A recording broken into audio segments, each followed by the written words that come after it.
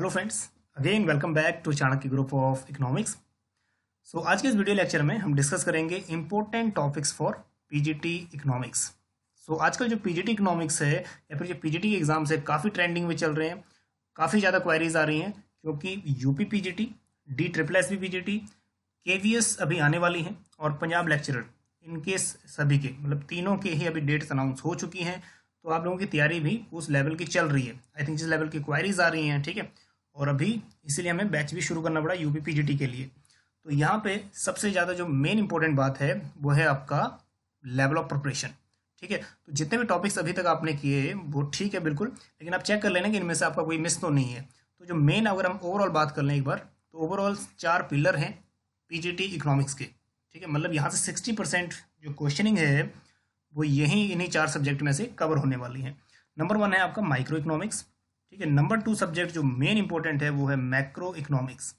और third economics में third जो टॉपिक है या फिर थर्ड सब्जेक्ट है वो है आपका इंडियन इकोनॉमी। और इंडियन इकोनॉमी में भर भर के क्वेश्चन आने वाले हैं, बिल्कुल स्ट्रेट फॉरवर्ड। ठीक है, डायरेक्ट क्वेश्चन आने वाले हैं। और फोर्थ जो आपका है स्टैटिस्टिक्स। तो ये 4 चैप्टर या फिर 4 सब्जेक्ट ऐसे हैं जहां से क्वेश्चनिंग आएंगे लगभग 60%। अगर हम प्रीवियस ट्रेंड की बात करें तो प्रीवियस ट्रेंड ऐसे ही चलता आ रहा है, इन 4 सब्जेक्ट में से ज़्यादातर क्वेश्चनिंग होती है। ऐसा इसलिए भी है क्योंकि जो 11th 12th है पीजीटी में वही टीच करना है, अपने 11th 12th टीच करना है। तो 11th और 12th ये 4 बुक्स या 4 सब्जेक्ट 11th 12th में यूज़ होती हैं। ठीक, तो हम लोग चारों के बारे में डिस्कस करेंगे, इन चारों सब्जेक्ट की इंपॉर्टेंट टॉपिक। अब कुछ भी मिस करना, लेकिन इन टॉपिक्स को मिस मत करना। ठीक है, बाकी जो रिमेनिंग है वो हम फर्दर करेंगे और अगर टाइम मिला तो जरूरी डिटेल में डिस्कस करेंगे पीजीटी के सिलेबस को भी आगे। ठीक, चलिए इंपॉर्टेंट टॉपिक देख लीजिए। और अगर आप यूजीसी नेट की तैयारी कर रहे हैं, अगर यूजीसी नेट की तैयारी कर रहे हो तो ये बोनस पॉइंट है। तो आपके लिए टिप पे हैं ये सभी सब्जेक्ट, जितने भी सब्जेक्ट हैं पीजीटी लेवल के, वो आपके काफ़ी ईजी लगेंगे क्योंकि पीजीटी लेवल पे ज़्यादा कॉन्सेप्चुअल बेस्ड, ठीक है, कॉन्सेप्ट बेस्ड नहीं आते, फैक्ट बेस्ड आते हैं। ठीक है, एग्जाम्पल के तौर पे जैसे आ जाएगा आपको कंपैरेटिव कॉस्ट थ्योरी किसने दी थी, ठीक है, अपॉर्चुनिटी कॉस्ट थ्योरी किसने दी थी, इस टाइप की क्वेश्चनिंग ज़्यादा होती है।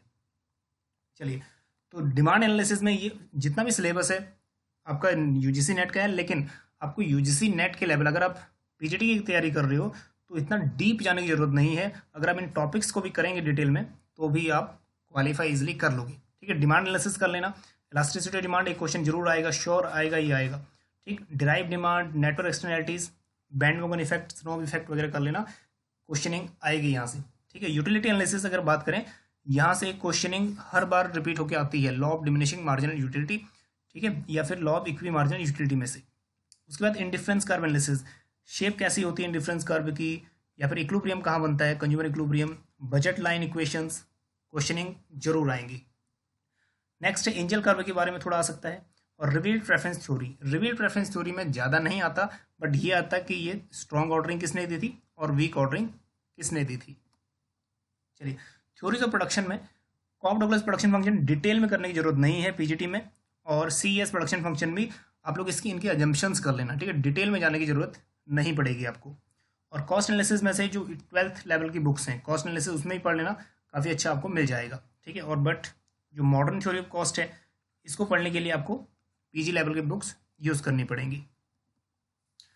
और जो सुपर श्योर क्वेश्चन है वो है आपका मार्केट स्ट्रक्चर। ये सुपर श्योर है, यहाँ से 2 या 3 क्वेश्चंस आएंगे ही आएंगे।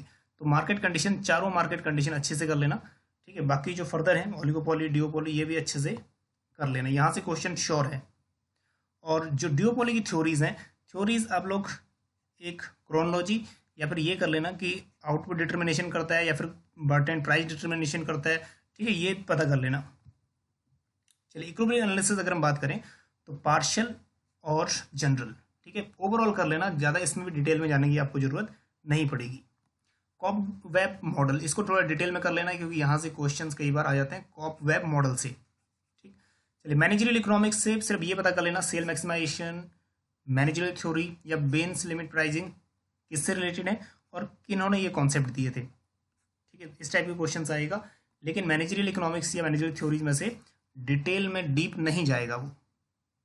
चलिए, और टेक्नोलॉजिकल प्रोग्रेस, ये जो कॉन्सेप्ट है जेआर हिक्स का, थोड़ा ओवरऑल देख लेना, बाकी इसमें भी डिटेल में करने की जरूरत नहीं पड़ेगी। थ्योरी ऑफ रेंट, इसमें थोड़ा डिटेल में जाना क्योंकि यहाँ पे क्वेश्चन कई बार पूछ लेता है, ठीक है। रेंट कैसे डिटरमिन होता है, क्लासिकल के अकॉर्डिंग या फिर मॉडर्न के अकॉर्डिंग, तो ये थोड़ा सा इंपॉर्टेंट है, ठीक है। Theory of rent, okay. Theory of interest भी उतना ही इंपॉर्टेंट है जितना थ्योरी ऑफ रेंट, ठीक है। यहाँ से भी क्वेश्चन पीजीटी लेवल पे आते हैं। और वेलफेयर इकोनॉमिक्स की अगर हम बात करें तो वेलफेयर इकोनॉमिक्स में भी अब ये देख लेना कि पैरेटो ऑप्टिमलिटी क्या है, ठीक है। और कंजप्शन प्रोडक्शन और कंजप्शन एंड प्रोडक्शन में जनरल इक्विलिब्रियम कैसे स्टक होता है, एक बार ये थ्योरीज कर लेना, ठीक। और ये general equilibrium exchange, Bergson Samuelson social welfare function, Arrow impossibility theory, ये भी आपको करनी पड़ेगी क्योंकि वेलफेयर की थ्योरीज कई बार पूछ लेता है। तो इतना ही करना आपको माइक्रो में, ठीक है। इतना भी करेंगे मोर देन सफिशिएंट है। फिर मूव कर जाना सब्जेक्ट टू मैक्रो इकोनॉमिक्स में। देखो मेन जो क्वेश्चनिंग आएगी 2 to 3 क्वेश्चन आएंगे आपके नेशनल इनकम से, ठीक है। नेशनल इनकम से 2 to 3 क्वेश्चन सुपर श्योर है, चाहे वो नॉमिनल जीडीपी पूछे, रियल जीडीपी पूछे, ठीक है। एग्रीगेट्स पूछे, एग्रीगेट्स आपको आने जरूरी हैं, ठीक है। जैसे नेशनल इनकम को एनएनपीएफसी बोलते हैं या डोमेस्टिक इनकम को एनडीपीएफसी बोलते हैं, ये चीज़ें पूछता है बार बार, ठीक। इस टाइप के क्वेश्चन बार बार पूछे जाएंगे। और ये जरूर कर लेना कि हम लोग जब मार्केट प्राइस से फैक्टर कॉस्ट में आते हैं तो क्या माइनस होता है, जब फैक्टर कॉस्ट से मार्केट प्राइस में जाते हैं तो क्या प्लस होता है, ठीक है। तो एनआईटी वगैरह कॉन्सेप्ट, नेट इनडायरेक्ट टैक्स, वो कर लेना, वो वहां से सुपर श्योर है क्वेश्चन आएगा ही आएगा। चलिए नेक्स्ट, जो इसमें एक मेन चीज है, बेस ईयर डायरेक्ट पूछेगा। जीडीपी का बेस ईयर क्या है, डब्ल्यूपीआई सीपीआई का बेस ईयर क्या है, डायरेक्ट पूछेगा। चलिए उसके बाद classical theory of employment. Classical theory of employment में आपको ये पूछ सकता है कि डिटर्मिनेशन ऑफ आउटपुट एम्प्लॉयमेंट, ठीक है। डिफरेंट मार्केट में, लेबर मार्केट में कैसे डिटरमाइन होता है, गुड्स मार्केट में, मनी मार्केट में। तो जितने भी बच्चे अभी यूजीसी नेट की तैयारी कर रहे हैं उनको तो ये डिटेल में पता है, ठीक है, उन्होंने डिटेल में की हुई है। लेकिन जो यूजीसी नेट जिन्होंने तैयारी नहीं की हुई, पीजीटी लेवल की तैयारी कर रहे हो, तो ये वाली थ्योरीज आपको थोड़ा सा फोकस करनी पड़ेंगी। चलिए next, Keynesian theory of income output and employment, ठीक है। केंजियन थ्योरी भी जरूरी है, केंजियन की साइकोलॉजिकल लॉ ऑफ कंजप्शन जरूरी है, ठीक है। और कंजप्शन फंक्शन एपीसी एमपीसी, एक क्वेश्चन यहाँ से श्योर आएगा, सुपर श्योर, ठीक है। एक क्वेश्चन सुपर श्योर एपीसी और उसके बाद एमपीसी वगैरह से कॉन्सेप्ट जरूर आएगा, ठीक। कॉन्सेप्ट मल्टीप्लायर, कॉन्सेप्ट एक्सेलरेटर, इन दोनों कॉन्सेप्ट को मिला के एक या दो क्वेश्चन यहाँ से भी श्योर आएंगे पीजीटी लेवल पे, ठीक।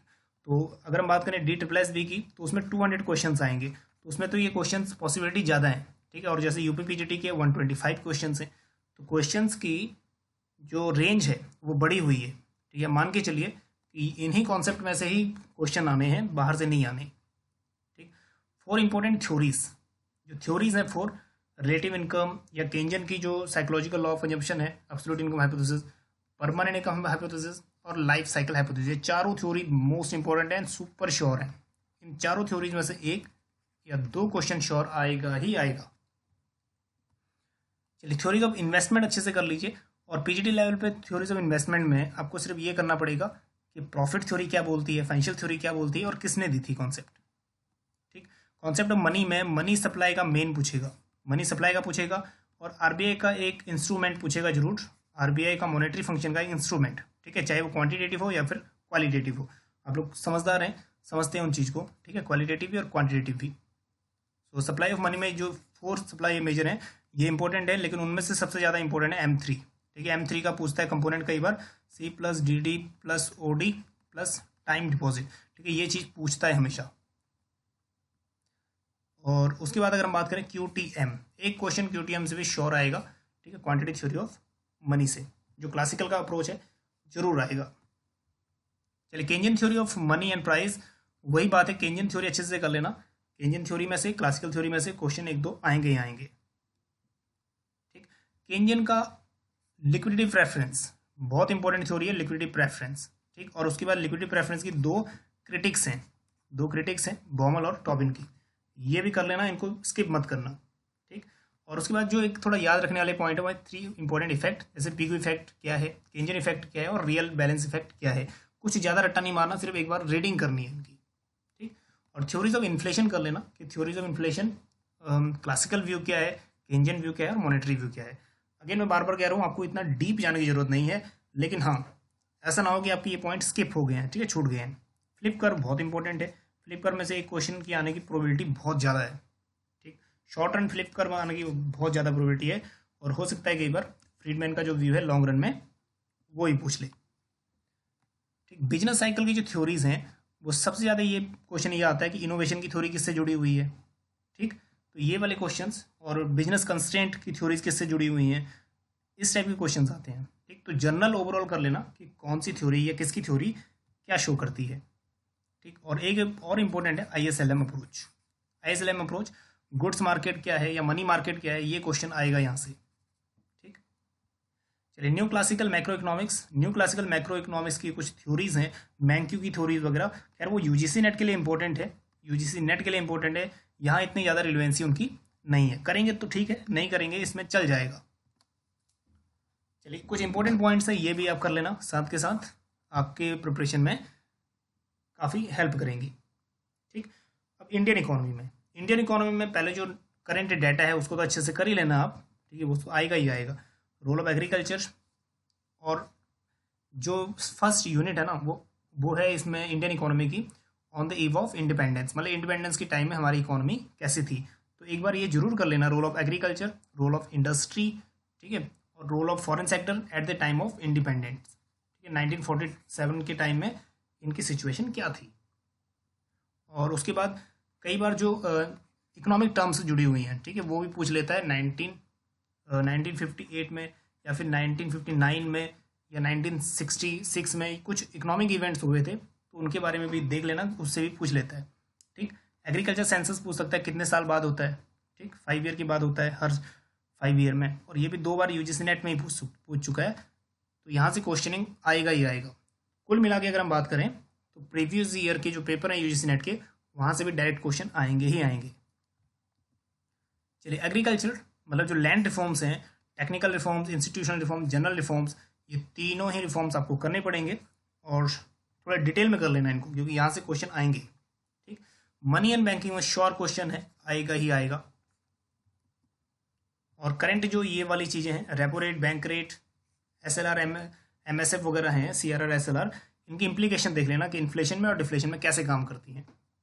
ठीक, और पब्लिक फाइनेंस में एक टॉपिक है, पब्लिक फाइनेंस से ही जुड़ा हुआ है, so that is federal system. ठीक है, फाइनेंस कमीशन वगैरह इंपॉर्टेंट है। चलिए इंडस्ट्री से कुछ क्वेश्चन आ सकते हैं। न्यू इंडस्ट्रियल पॉलिसी, अभी ये न्यू इकोनॉमिक पॉलिसी नहीं है, न्यू इंडस्ट्रियल पॉलिसी है। ठीक है, 1991 की, यहाँ से क्वेश्चन इंपॉर्टेंट है। और इंडस्ट्रियल पॉलिसीज आ सकता है कि सीक्वेंस इनका क्या है, कौन से 5 इंडस्ट्रियल पॉलिसीज आई थी। ठीक है, तो ये सीक्वेंस पूछ सकता है। चलिए MSMEs के बारे में पढ़ लीजिए, MSMEs एक्ट के बारे में पढ़ लीजिए।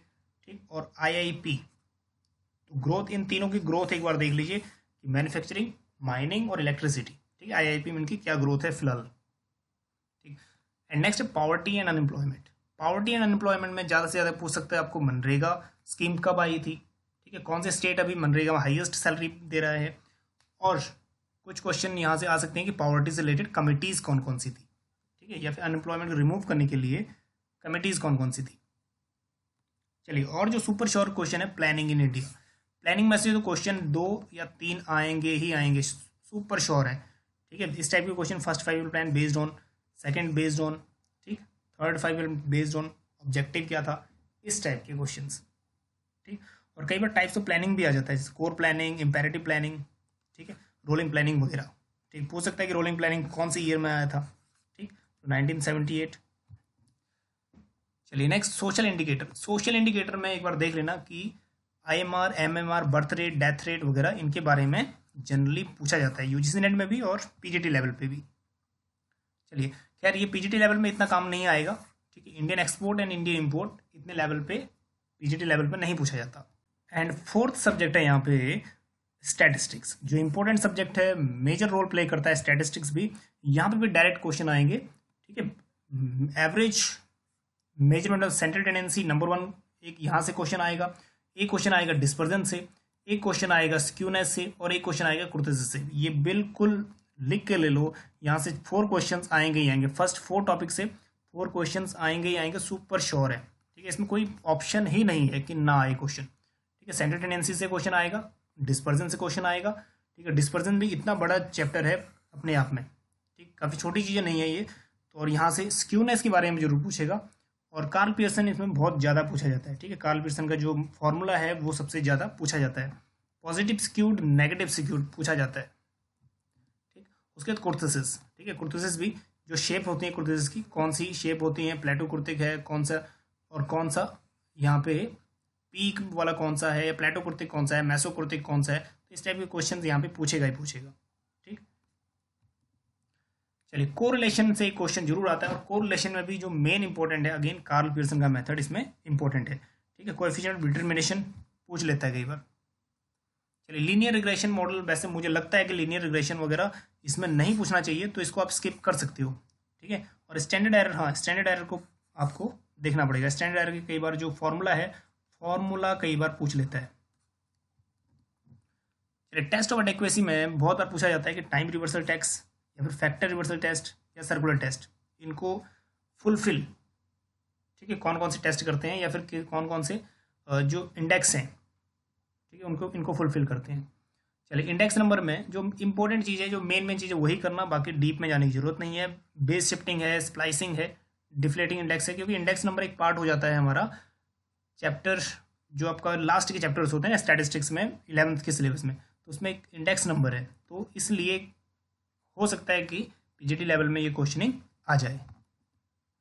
चलिए, प्रोबेबिलिटी से एक क्वेश्चन तो जरूर आएगा। प्रोबेबिलिटी से एक क्वेश्चन श्योर है, चाहे वो डिफिकल्ट आए चाहे वो इजी आए, लेकिन इन्हीं में से आएगा, चाहे एडिशन का आए, चाहे मल्टीप्लिकेशन, बर्नौली, या फिर बाइनोमियल थ्योरम में से, ठीक है। नॉर्मल डिस्ट्रीब्यूशन में से जरूर आएगा कि नॉर्मल डिस्ट्रीब्यूशन की प्रॉपर्टीज और शेप ऑफ नॉर्मल डिस्ट्रीब्यूशन, ये जरूर आएगा, ठीक। तो इसमें से पता कर लेना कि जो इनका एरियाज होते हैं वो एरिया कितने कितने एरियाज होते हैं, ठीक है। एग्जैक्ट उनकी जो नंबरिंग होती है 99.75 है या फिर 68 पॉइंट समथिंग है, ठीक है। वो 1 2 3, ठीक है, +1 +2 +3, इनकी जो वैल्यूज हैं वो देख लेना, बहुत बार पूछे जाते हैं, ठीक है। सैम्पलिंग मेथड में एक क्वेश्चन श्योर है, सुपर श्योर है, यूजीसी नेट में भी और पीजीटी में भी सैम्पलिंग में से क्वेश्चन आएगा ही आएगा। तो most of the time question आता है which one of the following is probability sampling and which of the following is non probability sampling. तो पता कर लेना कौन सी प्रोबेबिलिटी है और कौन से नॉन प्रोबेबिलिटी सैम्पलिंग है, ठीक। तो कुल मिला के अब ये 4 सब्जेक्ट में से ये टॉपिक मिस मत करना। तो कोशिश की थी हमने शॉर्ट वीडियो में ज़्यादा से ज़्यादा टॉपिक्स कवर करने की। कुछ भी टॉपिक आपने किए हैं वो करेक्ट हैं, लेकिन इन टॉपिक्स को आप स्किप मत करना, बहुत ज़्यादा इंपॉर्टेंट है। अगली वीडियो में हम कोशिश करेंगे कुछ थोड़ा बहुत डिटेल्स में सिलेबस आके फॉरवर्ड किया जाए, ठीक। अगर आप बैचेज ज्वाइन करना चाहते हैं तो यूपी पीजीटी के लिए, या फिर अगर कोई भी पीजीटी एग्जाम आप दे रहे हो तो उसके लिए बैच ज्वाइन कर सकते हैं, ठीक है। डिस्क्रिप्शन में नंबर है, वहाँ पर आप कॉन्टैक्ट कर सकते हैं।